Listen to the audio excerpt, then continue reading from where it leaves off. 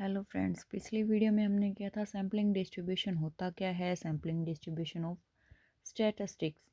और आज की हमारी नेक्स्ट वीडियो है सैम्पलिंग डिस्ट्रीब्यूशन ऑफ मीन के ऊपर कि मीन में डिस्ट्रीब्यूशन हम कैसे करेंगे। सबसे पहले होता क्या है सैम्पलिंग डिस्ट्रीब्यूशन ऑफ मीन। तो जो हमारे पास में जितने भी सैंपल्स हमने लिए हैं, पिछले बार मैंने बताया आपको कि हमने 4 सैंपल्स लिए थे, उन सब का हमने निकाला मीन यानी कि म्यू। तो जितने भी हमारे पास पॉसिबल मीन्स आते हैं, इसका अलग से आएगा, इसका अलग से, इसका अलग से और इसका अलग से, फ्रॉम डिफरेंट सैंपल्स, तो इन सब को डिस्ट्रीब्यूट करना होता है हमारी सैम्पलिंग डिस्ट्रीब्यूशन ऑफ मीन्स। तो हम इसमें क्या मीनिंग लिखते हैं, इसका मीनिंग क्या होएगा हमारा, that the set of all possible, यानी कि जितने भी हमारे पास आए हैं पॉसिबल आउटकम्स हैं, लेकिन यहाँ पे हम लिखते हैं मीन्स, पॉसिबल मीन्स ऑब्टेन, जितने भी हमको मिले हैं, निकाले हैं हमने फ्रॉम डिफरेंट सैंपल्स, क्योंकि हमारे पास 4 सैंपल थे, sorry, from different samples is called the sampling distribution of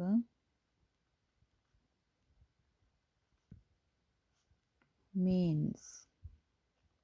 ठीक है, अब इसके अंदर कुछ प्रॉपर्टीज़ हमारी जो हैं वो अप्लाई होगी। मोस्टली ये प्रॉपर्टीज़ जो है इम्पोर्टेंट है।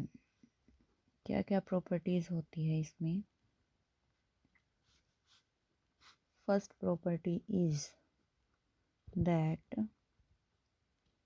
The mean of sampling distribution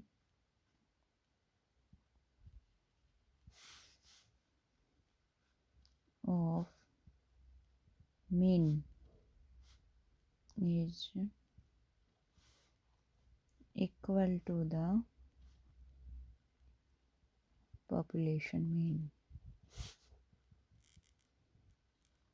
क्या मतलब हुआ इसका गाइस। हमारे पास में मान लिया 1500 स्टूडेंट्स है एक कॉलेज में, इन सब के हमने 4 सैंपल्स ले लिए, मान लिया 200 अलग से निकाल लिए, 200 के 4 सैंपल्स ले लिए हमने अलग अलग। अगर हमारे सैंपल सही है तो इन हर एक का मीन इस पूरे के मीन के इक्वल आएगा, यानी कि error of X bar is equal to mu. ये हमारा हो गया पॉपुलेशन मीन और this one is sampling mean. दोनों के दोनों इक्वल आते हैं। सेकंड प्रॉपर्टी क्या है हमारी, that standard error of sampling distribution of means. Standard error कैसे निकालेंगे हम, अगर हमारे जो भी हमने सैंपल लिया है उनमें कोई एरर है तो हमको पता कैसे चलेगी। तो इसका फॉर्मूला है standard error of X bar is equal to standard error of population. Population का मीन कितना डिफर कर रहा है एंड नीचे आएगा नंबर ऑफ सैंपल्स। हमने सैंपल कितने लिए हैं और ये होते हैं इसके sign.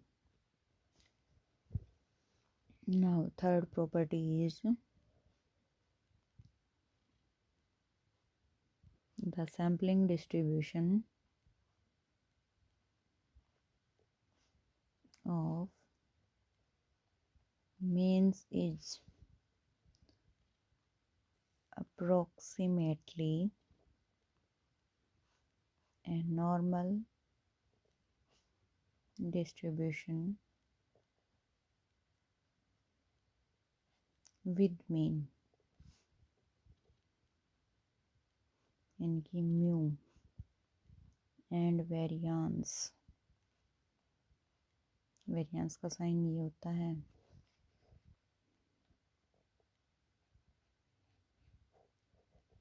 provided the sample is large। अब सैंपल लार्ज कब होएगा, कैसे माने कि सैंपल जो हमने वो बहुत बड़ा ले लिया। मान लिया हमारे पास में 1500 स्टूडेंट्स हैं।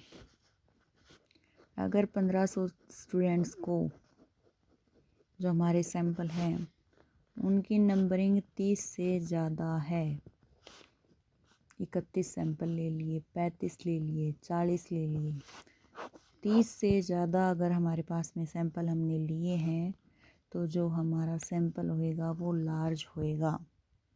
और अगर इसके सैंपल ही पूरे 2 लिए हैं 30 से, यानी कि कम लिए हैं, बेशक से 29 हो या फिर 30 हो, 30 या 30 से नीचे के सैंपल जो हैं वो हमारे होंगे small sample.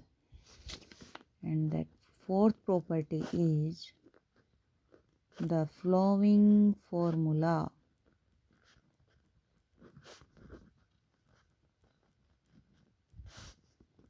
is used to find the probability of the sampling distribution